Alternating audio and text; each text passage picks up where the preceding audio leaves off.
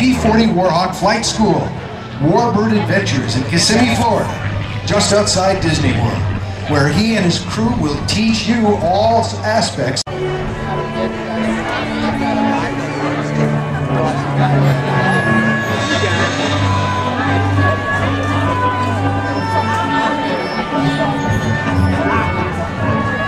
United States by himself with $2,500 in his pocket that his grandfather had given to him in order to pursue his American dream. And here he is today, living and flying an airplane he has acquired and named the American Dream. And most famously, the world's only Griffin-powered P-51 Mustang, Precious Metal. Among others, Tom has been sponsored by Breitling Watches and currently the leather jacket manufacturer Cockpit USA. Or this aircraft, the world's only commercially available dual-controlled P-40 Warhawk, which he has appropriately named American Dream after his life story. He'll gladly teach you all the maneuvers you see him perform for you today in either of these two classic aircraft. Look up warbirdadventures.com. That's warbirdadventures.com for more information. Or visit P-40 Warhawk American Dream on Facebook. P-40 Warhawk American Dream on Facebook. Fast and agile, with a beautiful, crisp hesitation roll all the way around. Such a smooth flyer, he makes it look so easy. This specific aircraft is an actual combat war hero from the Pacific Theater and has two confirmed Japanese kills, one Zero fighter and one Betty bomber. Lieutenant Thorvaldsen flew the aircraft with the U.S. Army Air Corps and went on to a long career in the U.S. Air Force. He passed away in 2014. If you'd like to fly this beautiful aircraft yourself after the show or book a flight in the near future, see Tom after he shuts down and his trusty crew. They'll be sitting right behind us again. Watch for the airplane taxis after his performance, and that's where to go. And the Banana Pass.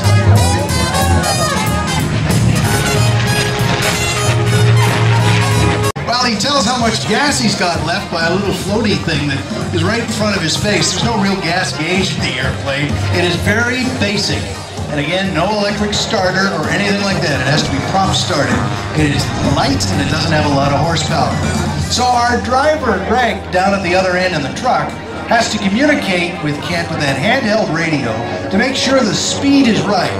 Kent's going to want him to drive at about 60 miles an hour. At that point, the airplane gets very mushy. The flight controls, the airplane doesn't like to be flying all that slow, very close to what we call the stall speed, or the speed at which the airplane stops flying and starts falling. So we've got to time this flight to be able to get the wheels on safely to the top of that truck. And that means communicate. He makes his way down, and you see how mushy and awkward that airplane gets as it gets closer to the stall speed. Now, Kent knows what that feels like, but he's got to safely put the wheels on and not through the top of the truck. Oh, he's got wheels on now. Can he scoot up to the front? Scoot all the way. He only got enough room for the tail wheel. Is he going to get that? He's running out of runway. He's running out of... Oh, okay. I can't see him at all as he's driving that truck, by the way. He only knows he's up there when he feels the impact or the weight of the airplane. He's taking a look at Greg now. He's going to try sliding over and use the wind a little bit. Not sure what he's doing right now. Oh, okay, I see what he's doing. Trying to match the speed, feel the controls before he commits to over top. But I'm not sure that plan works so well, Ken. He's got the gear down now. He's got to scoot to the front, but he's got a long way to go with not a lot of runway before he has to commit to flying again. See him wiggle the tail. He's got to scoot just a bit, because if he overpowers and gets out in front of the truck, he can stall in front of the truck, and that would... All right, it's on you. Now he's going to take a close-up look at the span. He's having a lot of fun out there, I'll tell you that much. Every time this man gets in an airplane, he just smiles from ear to ear. I'm much better lined up this time as he gets down lower.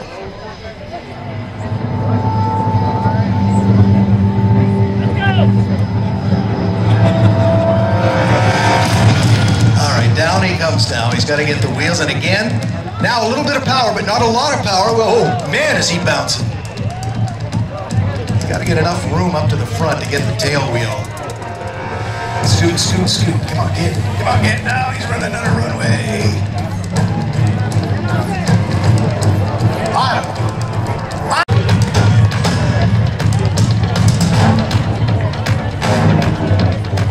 Introduce, ladies and gentlemen, in the Jelly Belly, Jelly Bean Interstate Cadet. Some outstanding flying. As he flies on by and later this afternoon back to shut the engine off. Proud heritage alive and viable.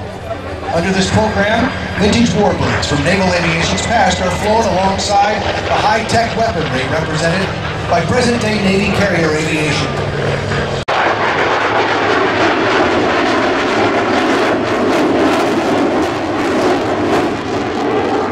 Over on a brake pedal to slow down and tuck in on the wings. They're adjusting around to get used to the conditions today in the air.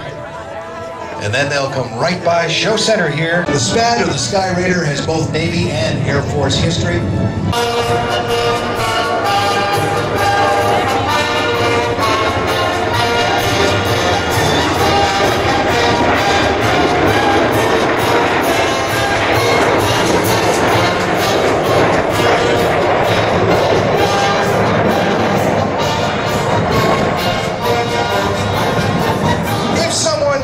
To attention and jump to their feet as that theme started to play, Anchors Away. That's because they served in the Navy, ladies and gentlemen.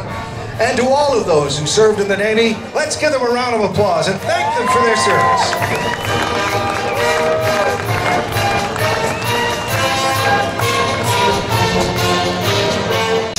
Again, positioning to fly right at you. This is going to be another great photo opportunity.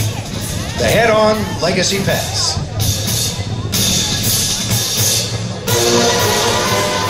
Super Hornets, the tail hook is down and probably on the Sky Raider as well. Ladies and gentlemen, the Legacy flight.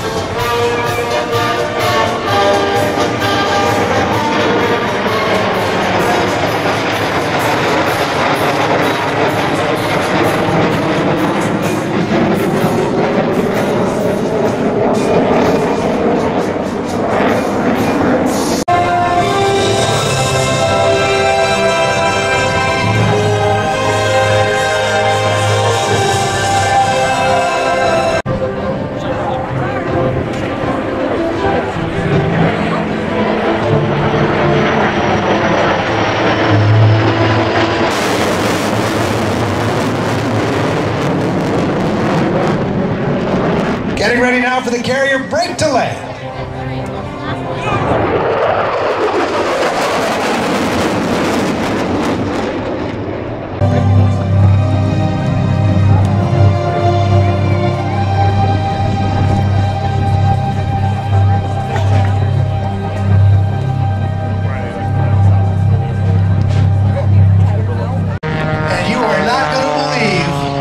Kind of flying, and it will culminate with an inverted ribbon cut about 15 feet off the ground.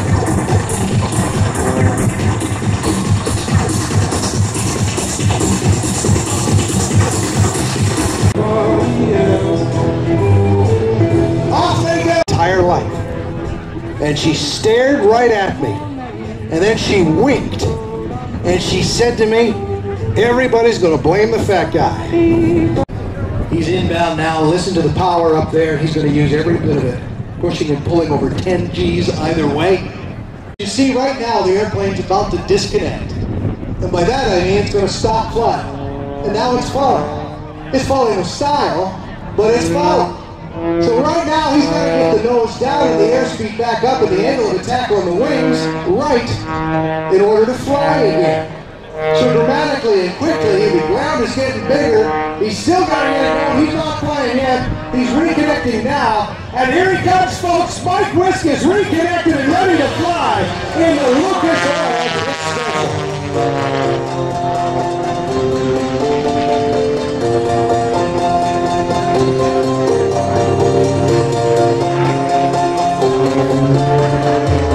Tumbling end over end over end over end is something you're going to see a lot of. And at times he's actually going to flip forward and do a forward somersault. Things you aren't really supposed to be able to do when you fly, but Mike's figured out how to do it. Mike Wiskus in the Lucas Oil pits.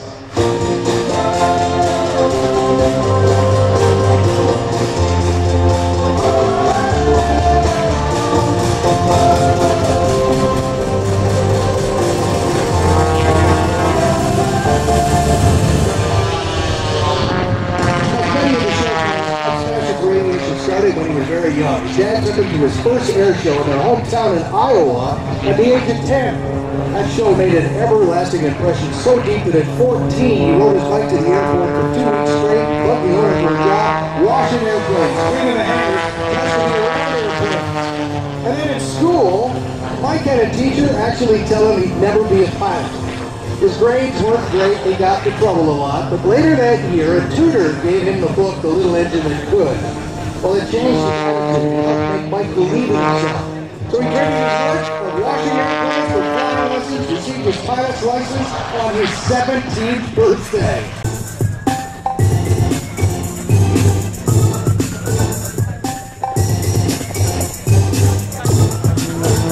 Inverted right now, he's going to take a look at that ribbon as he sets up right now 15 feet off the ground. And he just over top of it as he teases us for the look and getting used to the wind today. And you can see the wind bending those poles, and that brings that ribbon even closer to the ground. His wife Tammy's out there, his daughter Peanut, a bunch of family friends. They've been spending some time on the beaches after vacationing over in Key West and looking forward to being here. He is going to get down and look at it again and give us a ribbon cut inverted in just a moment as he takes a closer look.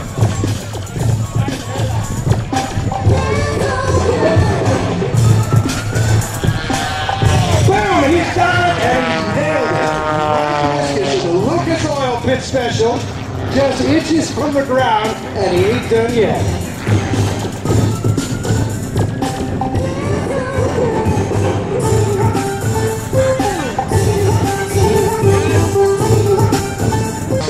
You see him flying in today. His excitement for aviation, his willingness to share his experience with people around the country is nothing short of contagious. His attempt to help encourage kids of all ages to not only dream, but to live their dreams and never give up. So up he goes, and he does flip that airplane into the rim. That's not seeing things. That is a forward somersault for Lucas Oil Pits. Airplane. He calls it the Super Stinker. The S-111B was created for competition airplanes, a field that has become more and more dominated by monoplanes, especially Soviet machines such as the Su-26, 29, or 31. In fact, Mike took his particular Super Stinker to the 2004 World Championships in Sweden.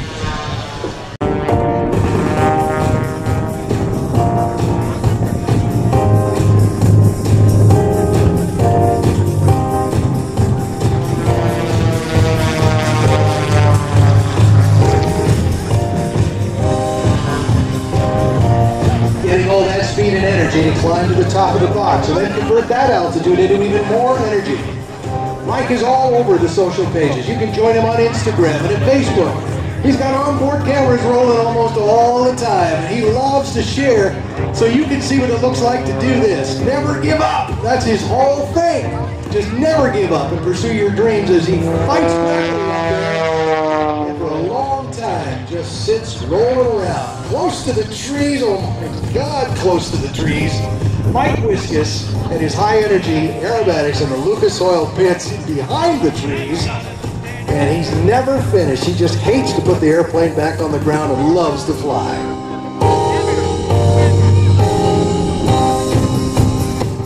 Nice knife-edge pass here. Dancing on the edge of stall. The airplane is right on the edge of stopping flying and falling. The sheer power, the fruit of the Lucas Oil Pit Special, and the incredible Mike Wiskus at the controls from Buffalo, Minnesota. And here they come. The Black Tigers, the official U.S. Army Special Operations Command Parachute Team. Their mission, to perform live aerial demonstrations in support of the Army. The U.S. Army Special Operations Command Parachute Demonstration Team, the Black Tigers, making their way down right now. Check this out as they get closer to the ground, and know that the ground is a great reflector of sound again. So if you make some noise, they can hear you. Give them some encouragement. Come on, give it up for the Black Tigers. Give it up for them. 100 pounds of additional equipment attached. And in addition to the extra weight, the jumper must also withstand high winds, frigid temperatures, lower oxygen levels, all of which require the jumper to be highly skilled. To Together they are Staff Sergeant Mike Lopez, Psychological Operations Soldier. Sergeant First Class Jim Brown, Special Forces Soldier. Sergeant First Class Joel Hughes, Special Forces Soldier.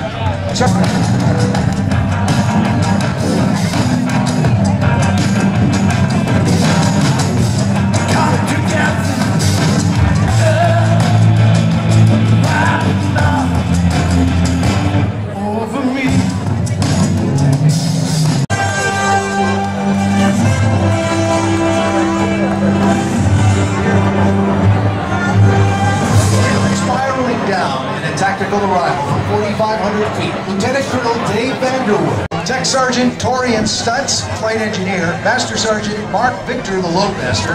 And Senior Master Sergeant Kevin Zimmerman, the radio operator, made their way closer to us. Big heavy airplane in just a few hundred feet of runway.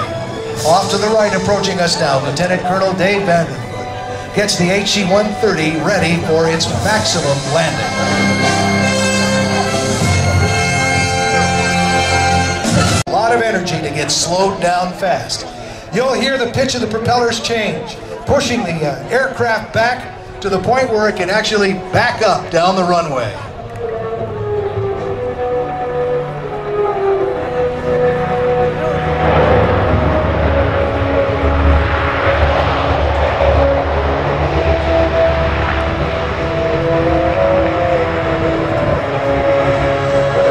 Pushing the airplane actually backwards. They're going to back up after they open the cargo bay doors.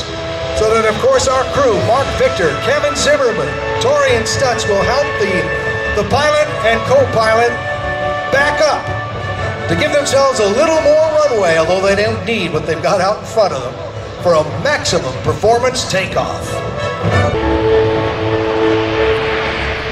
Faster and faster the aircraft goes. And shortly, the nose will come up dramatically as it climbs away.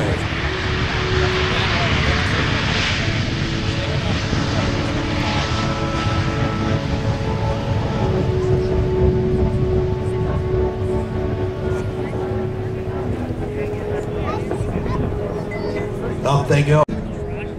Remember to tag your photos, your videos, your comments at Air and Space Show. Ladies and gentlemen, the Black Daggers, the full kit now as you saw them come down. They own the airfield. Outstanding. Each and every one of you, thank you for your service. Hey, there goes.